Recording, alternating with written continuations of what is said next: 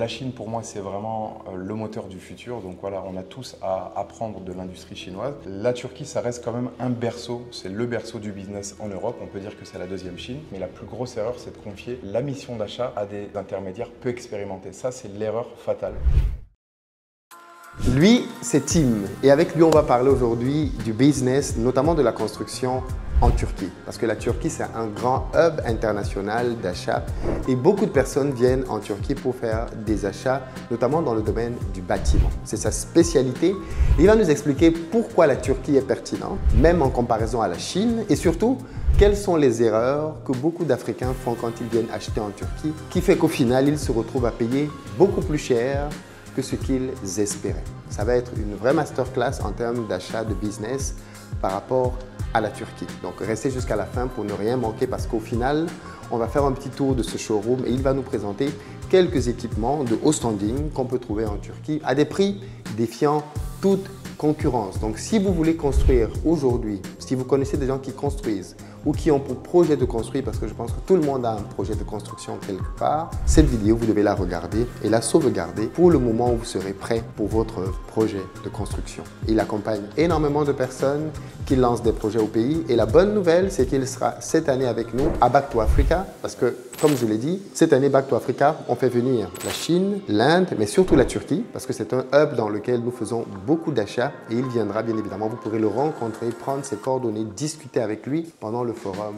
Back to Africa. Donc c'est l'événement à ne pas manquer les amis, les liens sont dans la barre de description. Vous pouvez à présent réserver vos places. Et en plus, on a un bonus, c'est qu'il parle français, il parle même très bien français.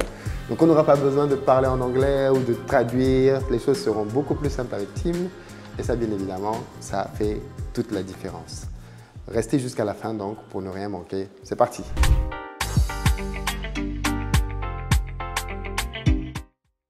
Salut Tim! Salut Philippe. Comment tu vas? Ça va et toi? Ça va très bien. Bon. Très content de te retrouver en Turquie. Très bien. Chez toi. Est-ce que tu peux commencer? Ouais, merci. Est-ce que tu peux commencer par te présenter pour les gens qui ne te connaissent pas? Très très bien. Alors je m'appelle Timur, j'ai 36 ans, ça fait 10 ans que je suis implanté à Istanbul. Donc j'accompagne les professionnels de la construction à maîtriser leur budget dans l'étape de la finition. Donc je travaille en Turquie et en Chine. Donc je m'occupe vraiment de leur fournir un soutien stratégique qui leur permet vraiment de maîtriser leurs marges et de leur faciliter un peu tout le processus de l'analyse des besoins jusqu'à l'expédition et la livraison sur site. Alors, depuis quelques années maintenant, la Turquie a le vent en poupe. Exact. Tout le monde entend parler de la Turquie, en Afrique du moins dans la construction. Exact. Toi qui travailles pas mal avec l'Afrique, qu'est-ce qui fait ça? Qu'est-ce qui fait qu'aujourd'hui la Turquie est très présente? Alors, elle a une position géographique assez intéressante parce qu'elle est à cheval entre plusieurs continents. Elle est bien positionnée, on dit qu'elle est au milieu du monde, si vous voulez. Donc, c'est pour ça qu'elle est à cheval sur plusieurs marchés. Elle a une production vraiment de masse. Donc, elle produit vraiment, elle exporte beaucoup en Europe. Et donc, elle est située idéalement aussi pour raccourcir tous les délais pour exporter en Afrique. Donc voilà, c'est vrai qu'elle a eu le vent en poupe par rapport à ça, mais par rapport aussi à la politique aussi, au président turc qui était un peu coté dans les pays africains, on va dire ça comme ça. Ils avaient beaucoup de programmes d'échange entre les écoles et les universités, donc ça a permis au pays turc d'accueillir vraiment beaucoup d'étudiants africains et justement de faire grandir sa communauté ici. Voilà. Ok. Alors, ce que je constate toutefois, parce que les sources d'approvisionnement, il y a la Chine qui est bien évidemment très connue. On n'a plus besoin de présenter la Chine. Mais quels sont les atouts, d'après toi, que la Turquie a par rapport aux mastodontes chinois? Ok, alors ce qu'il faut savoir pour la Turquie et la Chine, je ne vais pas comparer les deux pays parce que c'est deux industries qui sont totalement différentes. La Turquie, ça reste quand même un berceau, c'est le berceau du business en Europe, on peut dire que c'est la deuxième Chine. La Chine, pour moi, c'est vraiment le moteur du futur, donc voilà, on a tous à apprendre de l'industrie chinoise. En comparaison, je trouve que la Turquie, la main-d'œuvre, elle est qualifiée. En Chine, c'est une main-d'œuvre qui est plutôt passionnée. Il y a beaucoup plus de main-d'œuvre en Chine. Après, c'est vrai qu'en Turquie, on a, si vous voulez, en appel, on a des produits un peu plus qualitatif en surface. Donc visuellement, en Chine, c'est vrai que ça peut être qualitatif, mais quand on creuse un petit peu, je trouve qu'il y a un manque de qualité sur les produits standards. En Turquie, le standard est un peu plus qualitatif, si je dois résumer ça. Oui, peut-être parce que la Turquie livre le marché, principalement le marché européen. Le marché européen, exactement. Qui est le marché le plus exigeant, je pense, au monde. Exactement, exactement. En termes de logistique, il y a des fréquences maritimes vraiment très élevées dans l'Afrique de l'Ouest, vers l'Afrique de l'Ouest, l'Afrique de l'Est, l'Afrique centrale, ce qui nous permet vraiment de raccourcir un peu tous ces délais-là et d'être beaucoup plus fort à ce niveau-là. Alors, tu es forcément confronté toi aussi à beaucoup de clients africains. Exactement. Qui viennent ici et qui veulent faire du business. Exactement. Le client africain, moi j'ai le sentiment, tu me dis ce que toi tu penses, il est obsédé par le prix. C'est vrai. Que l'Africain veut le prix le moins cher. Le moins cher. C'est quoi ton expérience? C'est ça. Bah, le moins cher n'est pas forcément la meilleure solution. Vous savez, on dit que des fois, on veut prendre des raccourcis et ça nous allonge un peu le chemin. Donc c'est pareil par rapport à ça. C'est vrai que la clientèle africaine, les acheteurs africains en général, s'orientent un peu vers ce qui est le moins cher. On voit émerger des clients un peu plus élites qui viennent de la diaspora et qui ne veulent pas du tout s'orienter vers des produits d'appel.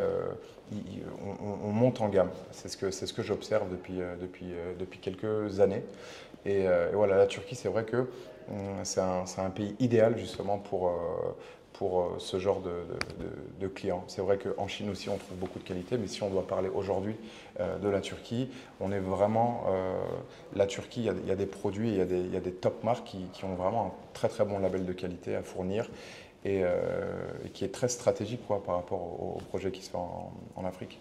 Mais je vois encore beaucoup d'erreurs et j'essaie justement de pouvoir accompagner le plus d'acheteurs possible pour qu'ils évitent ce genre de surprise-là. Ce serait quoi pour toi la plus grosse erreur que les acheteurs africains font quand ils viennent en Turquie? Alors, je ne vais pas dire la plus grosse erreur. La plus grosse erreur pour moi, si oui, vous pour voulez, toi, bien sûr, de ton expérience. Il y a plusieurs erreurs. Je peux vous citer un top 3 ou un top 5, mais la plus grosse erreur, c'est de confier la mission d'achat à des intermédiaires peu expérimentés. Ça, c'est l'erreur fatale. C'est l'erreur qui ramène le plus de grosses surprises. Je pense que c'est la même erreur avec la Chine. C'est la même erreur avec la Chine. La Chine, on est à un niveau beaucoup plus au-dessus, puisque en Turquie, c'est vrai qu'on a une culture qui est un peu similaire à la culture orientale ou africaine. Et voilà, en Chine, c'est vraiment tout autre chose, mais on en parlera si tu veux un peu plus tard. En Turquie, la plus grosse erreur que je vois, c'est vraiment de confier justement cette mission d'achat à des gens qui sont inexpérimentés. Qu'est-ce que tu veux dire? Développe un peu. Inexpérimenté, c'est de voir, voilà, je veux dénigrer personne et chacun est là pour essayer de gagner en expérience, de gagner aussi un peu d'argent. Donc voilà, chacun essaie de se débrouiller. Moi, ce que je vois, c'est beaucoup de clients, beaucoup d'acheteurs qui viennent et qui confient justement cette mission de sourcing à des personnes qui ne connaissent pas du tout les produits, qui ne sont pas du tout dans le monde de la construction et qui ne connaissent pas grand-chose à la finition. Et on se retrouve avec des grosses catastrophes. Donc on se retrouve avec des surprises, des vices cachés, des défauts, et on se retrouve avec un budget qui est explosé. Voilà. Donc moi je vois 30, 40, 50% de budget, de dépassement de budget. Et je vois justement des finitions pas terribles. Et c'est ce qui arrive souvent. Hein. Voilà. C'est-à-dire qu'en fait, le profil typique, c'est le gars qui est venu en Turquie pour étudier. Il a son diplôme, donc il sait parler la langue, parce qu'il est là depuis quelques années. Exactement. Et au fil de l'expérience, en réalité, à la base, il est un peu guide. Quand tu viens à Istanbul, il t'emmène voir 2-3 trucs. Exactement. Je pense qu'à force de faire des visites, il commence à savoir où on vend des carreaux, où on vend des sanitaires. Mais il n'a pas l'expérience du métier, en fait, qui est de comprendre quelle est la différence dans la qualité des matériaux, ainsi de suite. C'est ça. En fait, vous savez, accompagner un acheteur ou un propriétaire de projet, porteur de projet pour la finition de sa maison ou de son immeuble, etc. C'est très complexe. C'est simple et très compliqué à la fois. Pourquoi? Parce que si on part du principe qu'on achète plusieurs segments de produits. Donc, je vais vous citer par exemple tout ce qui est sanitaire, tout ce qui est revêtement de sol, tout ce qui est menuiserie aluminium, luminaire, menuiserie bois, porte extérieure, porte isoplane. Donc, tout ça, vous savez, il y a vraiment une multitude de fournisseurs. Et donc, il vous faut quelque part une structure qui va faciliter, qui va être la passerelle justement entre vous et ces fournisseurs, qui va vous apporter un maximum de transparence et de structure pour pouvoir justement faire en sorte de coordonner, de calibrer tout ça. Le contrôle qualité qui est très très important, donc nous on met un point d'honneur vraiment à vérifier la qualité, même si on travaille depuis des années avec les mêmes fournisseurs, on n'est pas à l'abri d'une erreur, donc on est là vraiment pour consolider tout ça et pour permettre d'éviter toutes les mauvaises surprises. Donc nous, on est là pour défricher un peu le terrain et de permettre vraiment à nos partenaires, parce que j'appelle ça des partenaires, pas des clients, de vraiment maîtriser leurs coûts. Donc moi, si j'ai un message à passer aux acheteurs africains, c'est vraiment d'essayer d'acheter plus intelligemment et de maîtriser, de traquer leur marge. Donc ça passe vraiment par connaître leurs produits. Si aujourd'hui vous achetez une porte, okay, il y a différents types de portes et il y a différentes structures de portes qui font que le prix va varier. Donc je vous explique, une porte isoplane, vous avez une porte isoplane monobloc, donc qui est pleine, vous avez une porte isoplane qui est vide ou qui est en alvéole, etc. Donc tout ça, ça a des prix différents. Toutes les composantes d'une porte, que ce soit intérieure ou extérieure, vont justement définir au finish le prix de la porte. Je parle aussi en termes de revêtement de sol ou de menuiserie aluminium. Tu avais fait des vidéos précédentes où tu expliquais un petit peu ça. C'est vrai que voilà, il faut vraiment savoir ce qu'on veut. Il faut connaître un peu le produit pour éviter justement de se faire avoir sur les coûts. Menuiserie aluminium, c'est pareil.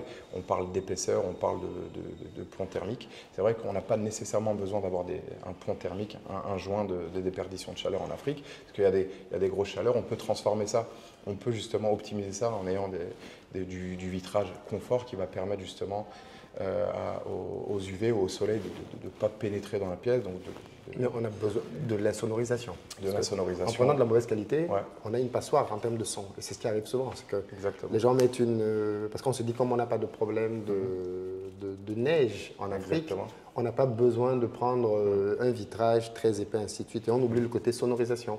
Et ça fait que tu es dans ton appartement et tu entends tout ce qui se passe en bas. Dès qu'il y a une voiture qui passe, tu as tout le bruit dans la pièce. C'est pas que le froid. Oui, c'est pas que de l'isolation thermique en tout cas. Exactement, exactement.